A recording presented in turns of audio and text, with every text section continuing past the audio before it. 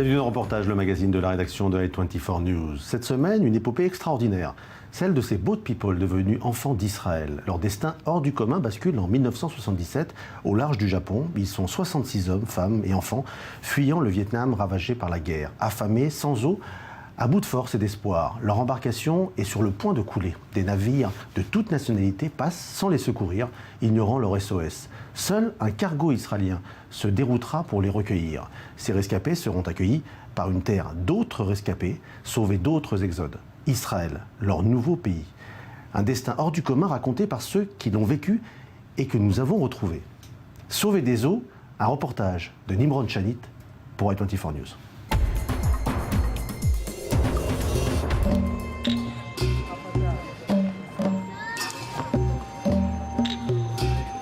À l'extérieur, je suis vietnamien, mais à l'intérieur, je suis israélien.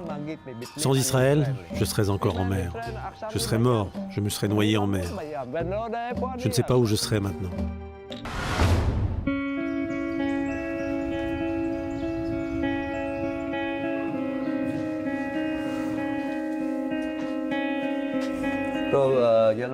Les enfants, qu'est-ce que vous voulez manger? Rien. Quand j'ai épousé ma deuxième femme, elle est vietnamienne. Elle fait de la cuisine vietnamienne. Depuis que je suis arrivé, après que ma famille soit partie pour les États-Unis et que je sois resté ici seul avec ma première femme, je n'avais plus de cuisine vietnamienne. Maintenant, c'est comme si j'étais retombé en enfance. Il y a 3 ans, je suis allé au Vietnam pour promouvoir Herbalife. Quand ma femme a entendu que j'étais en Israël, elle est venue me parler et il y a eu un déclic. Finalement, nous nous sommes mariés. Je suis heureux maintenant. Tous les jours, j'ai hâte de rentrer à la maison. Contrairement à mon premier mariage.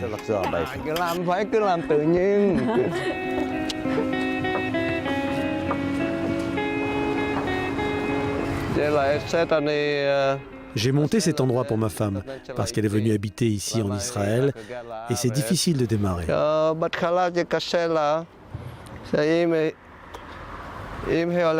aurait eu beaucoup de mal à trouver un travail à cause des problèmes de la langue. Donc j'ai ouvert cet endroit. Ici, elle pourra mieux apprendre l'hébreu.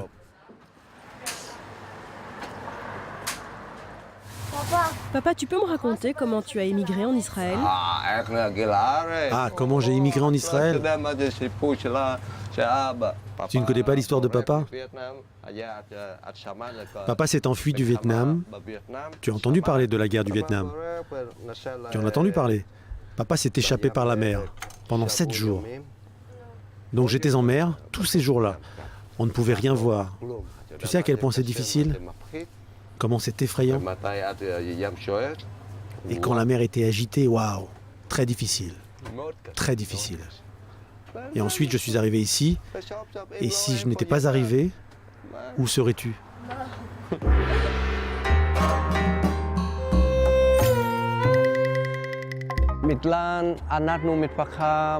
Nous étions une famille très riche. Et nous savions que les communistes voulaient rendre tout le monde égaux. Donc nous avons pris peur.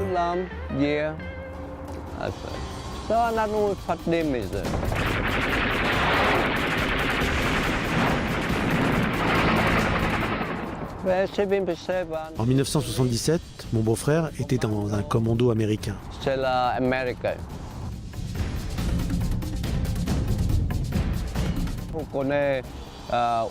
a acheté un bateau et il a fallu se rendre là où il était.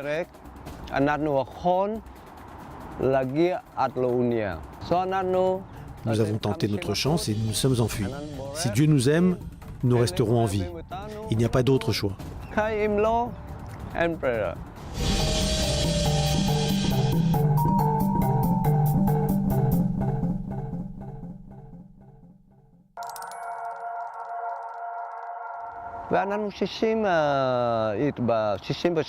Nous étions 66 à bord. Nous n'avions pas assez de provisions. La mer était agitée et toute la famille, tous les enfants, nous avions tous très peur. Pas seulement les enfants, parce que nous étions en pleine tempête. Nous avons vu 3 bateaux passer, mais aucun d'entre eux ne s'est arrêté. Ils nous ont vus, mais ils ont poursuivi leur route. Et finalement, nous avons vu le Yuvali, un bateau israélien. Je naviguais à bord de l'Eshkol, sur la ligne rejoignant Eilat au Japon. Il s'est avéré par la suite que mon frère travaillait sur la même ligne pour les frères Ofer à bord du Yuvali. C'est mon frère qui a fait ça. Il a vu des réfugiés appeler à l'aide et il les a récupérés. C'était la chose à faire.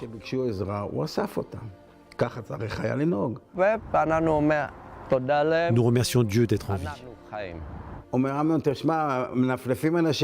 dit, Amnon, j'ai vu des gens faire des signes, ils allaient couler. Il m'a dit qu'il avait fait demi-tour, qu'il s'était approché, le bateau était assez bas, il n'avait pas besoin de bateau de sauvetage.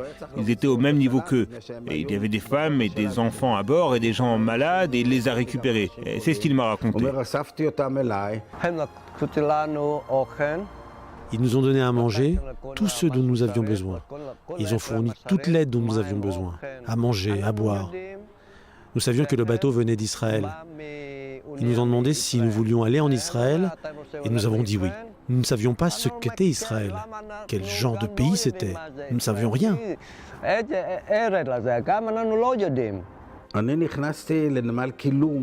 Je suis arrivé au port de Keelung à Taïwan. J'ai vu le Yuvali amarré avec beaucoup de monde à bord. Ensuite, ça a été la pagaille. On a discuté vivement de ce qu'il fallait faire de ces gens. Les propriétaires du bateau, les frères Ofer, voulaient qu'il continue sa route, mais les Taïwanais ne les laissaient pas partir.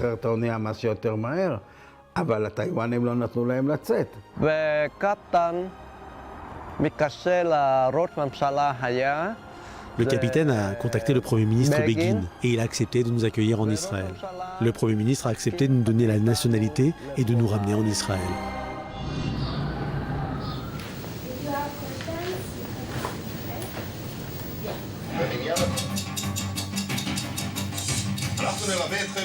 Mesdames et messieurs, d'après les estimations de la télévision israélienne, selon les prévisions de la télévision, avec 44 sièges, c'est le Mahal qui remporte donc ces élections. Aujourd'hui, nous marquons un retournement dans l'histoire du peuple d'Israël. En mai 1977, Begin a été élu après ce qu'on appelle le retournement.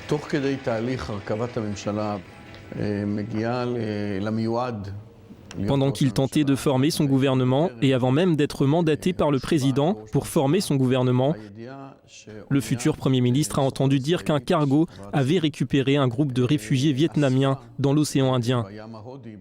Et aucun pays asiatique n'était prêt à leur offrir l'asile.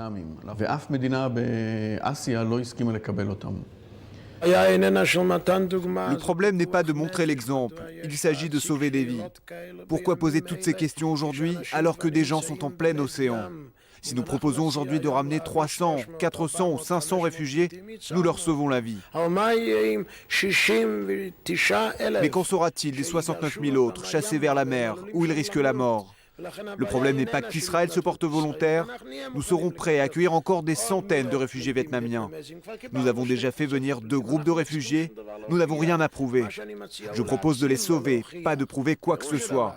Cela veut dire que si chaque pays offre sa contribution, le problème sera résolu.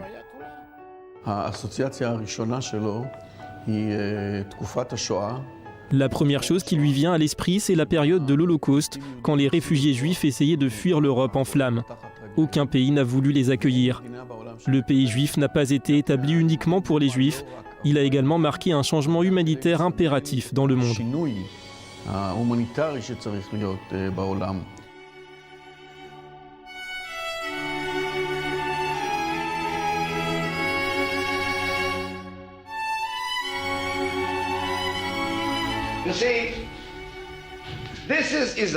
Voici Israël. C'est petit, très très petit. Voici l'Égypte. Et là, c'est l'Arabie Saoudite. Et encore une fois, Israël est encerclé. C'est vraiment tout petit.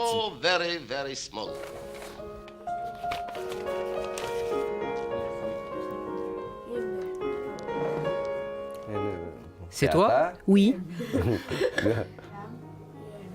Regarde-moi. Voilà Ilan et maman. Et là, c'est maman et moi et Karine.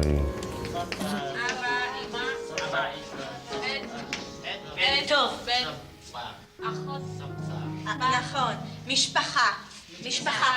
יאן, יש לך משפחה בישראל? לא, משפחה, אני בישראל. בווייטנאם. What is? לחם. לחם. לחם. לחם. טוב מאוד. יופי. כאן, מה זה מתגעגעת? אני מתגעגעת. אני בישראל, אבל אין משפחה, אני לא לישון. What is? סכין. סכין. סכין. What is? כף. כף. And then I ask a question. Et alors, je vous pose la question. Que pouvez-vous faire ici? Voici ma réponse. Si vous voulez être d'honnêtes citoyens, and you want to join us in our peaceful life here, you have to learn maybe new ways of living. vous devrez apprendre un nouveau mode de vie, un nouveau code de conduite et essayer de travailler honnêtement où vous pouvez pour offrir à votre famille une bonne vie paisible. Enable your families a good, peaceful life.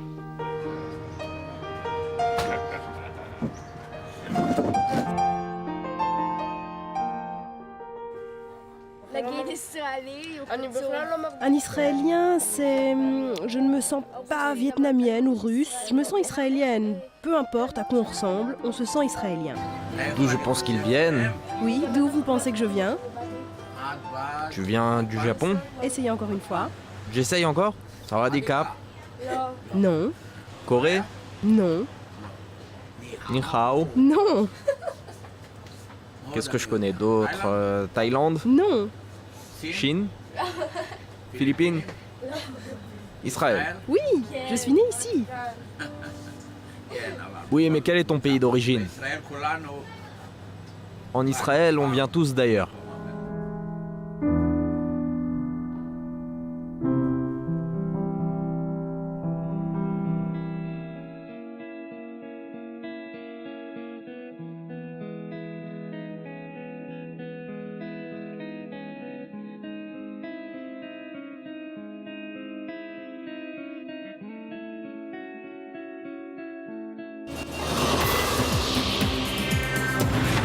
Bonsoir Nimrod Chanit. Bonsoir. Vous avez réalisé pour i24 News ce très beau reportage. Évidemment, la question qu'on se pose, c'est pourquoi, à part le bateau israélien, aucun autre bateau ne s'est arrêté pour les sauver? Plus de 70 000 réfugiés vietnamiens ont pris la mer. Ils étaient totalement perdus. Beaucoup de bateaux naviguaient dans les eaux du Golfe. Ils ont vu ces gens, mais ne les ont pas aidés pour des raisons économiques. Ils auraient pu arriver vers un port avec tous ces gens, et les autorités locales ne les auraient pas acceptés ou les auraient retenus au port. Dans cette situation, les compagnies maritimes auraient perdu de l'argent. Donc beaucoup de bateaux ne se sont pas arrêtés, sauf le bateau israélien. Pour des raisons personnelles ou peut-être humanitaires, il était plus important de sauver ces gens que de subir des pertes économiques. Comment s'est passée leur intégration en Israël? Beaucoup de réfugiés qui sont arrivés ici ont été très bien reçus. Un des réfugiés qui était à bord du Yuvali était médecin. Il a sauvé la vie d'une fille qui était à bord, la fille du capitaine. C'était devenu un chirurgien célèbre ici à l'hôpital Sheba de Tel HaShomer à Tel Aviv. Ensuite, il est parti pour les États-Unis. Les autres ont fait leur vie comme restaurateurs. Ils ont lancé la vague des restaurants chinois en Israël. Ça a commencé à cette époque, alors que beaucoup de réfugiés sont arrivés. Ils ont travaillé dans la restauration et la nourriture chinoise. Ont-ils gardé un contact avec leur pays d'origine, le Vietnam? Énormément d'entre eux sont arrivés sans leur famille, c'est-à-dire qu'ils sont venus ici sans famille, mais ce qui est beau, c'est qu'au cours des années, ils sont quand même allés en visite dans leur pays, évidemment plusieurs années après. L'histoire que nous avons rapportée montre qu'ils ont fondé une nouvelle vie, ils ont fait venir leurs conjoints en Israël, donc ils ont bouclé la boucle. C'est une sorte de réunification d'une nouvelle famille ici, en Israël. Merci Nimrod Shanit. Merci bien. Je vous retrouve la semaine prochaine pour un nouveau numéro de Reportage, le magazine de la rédaction de i24 News. Au revoir.